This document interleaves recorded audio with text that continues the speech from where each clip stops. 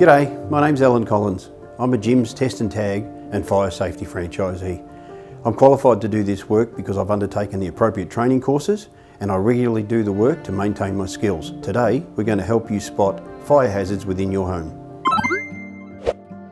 One of the things we're going to talk about today is smoke alarms and how to change the battery in them.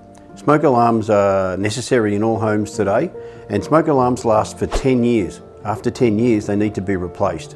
And in most cases, in a modern home, you'll need to have that done by a licensed A-grade electrician.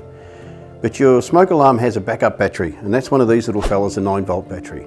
And you should be changing these every year. What they like to do is change them on the 1st of August every year so that everyone remembers. It's also the racehorse's birthday.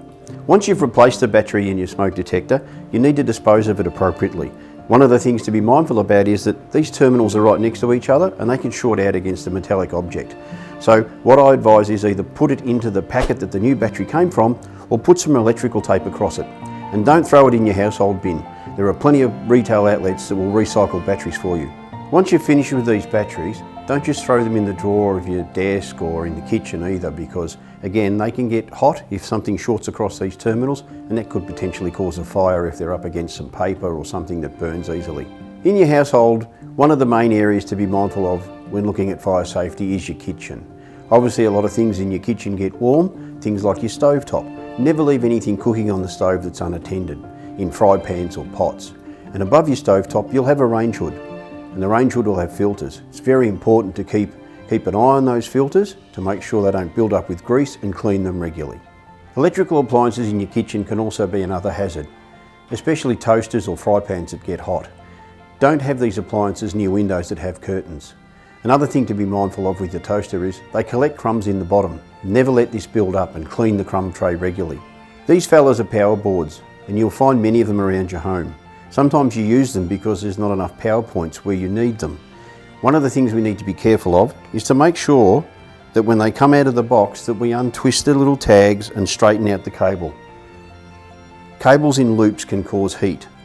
The other thing we need to do is make sure that when we can plug things into them, that the plugs don't fall out.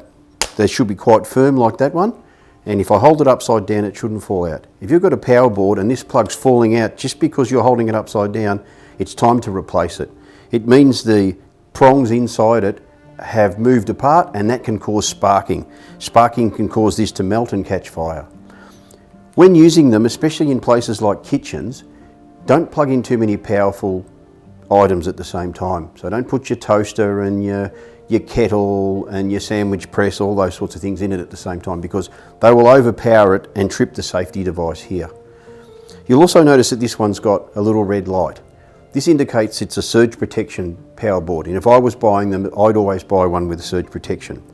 If ever you notice that light's not working, it means the surge protection's been exhausted and you need to buy a new power board. When using power boards, avoid plugging them into each other.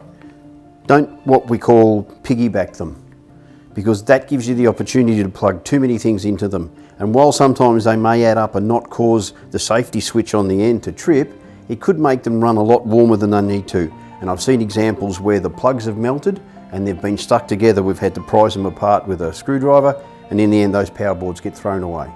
While most houses have the luxury of central heating today or reverse cycle air conditioning, we still tend to use these little fellas in our house.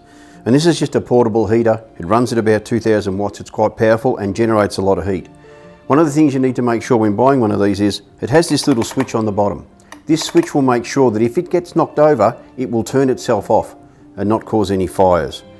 We need to make sure when using these that the back is clear so air can be sucked in and the device does not overheat. We need to make sure it's not near any curtains or anything that could catch fire on the front. And it's very important that as we only use these things in the winter, after they've been put away in a cupboard for 9 months over summer and spring and autumn, we need to clean them out. They get full of dust, and when you go to turn them on the first time, you'll notice a smell. That's dust and fluff burning within the heater. Get your vacuum cleaner out and give them a good clean before you use them after a spell. If you have a fireplace in your house, whether it be open or an enclosed one like a kunara, you need to be mindful that every now and then the flue or the chimney will need to be cleaned. A build-up of soot and debris within the chimney can cause a fire. And if you've got an open fire, make sure you have an ember shield at the front so that when the fire's roaring hot and keeping you nice and warm in winter, it doesn't spit sparks out onto your expensive rug. Regularly check the lint filter in your tumble dryer. If not cleaned regularly, they can overheat and catch fire. If you use candles in your house, make sure they are kept in an appropriate candle holder and one that ideally has a lid so that you can extinguish it easily. Candles left unattended can also cause fires. What you can do to add an extra layer of protection to your house, especially around the kitchen, is to get a fire blanket. Now this is quite a large one, and I wouldn't put one of these in my kitchen, but they do come in smaller sizes and they're reasonably inexpensive. You can pick them up from any safety store or any reputable hardware. And another good idea is to grab one of these fellas. This is an ABE extinguisher, the most universal type we use. It's good for wood and paper fires, for flammable liquids, and for electrical fires. This is a 2.5 kilo extinguisher, but they do come as small as 1 kilo, and that's the ideal size for your kitchen. It's not just the inside of your house you have to be mindful about. Most of us have barbecues in our backyard, and barbecues also have fat build-up, either in the tray, or if we've got the grill with the rocks under it, the fat can build up in the rocks, and over time it builds up sufficiently to cause a fire as well. At home, I keep a CO2 extinguisher near my barbecue just in case, and the CO2 is good because it's a gas that will put the fire out and then it disappears.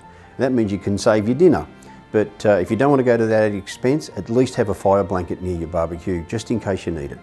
Thanks for watching today, and I hope you found this information interesting. If you did, like and subscribe, and we'll see you next time.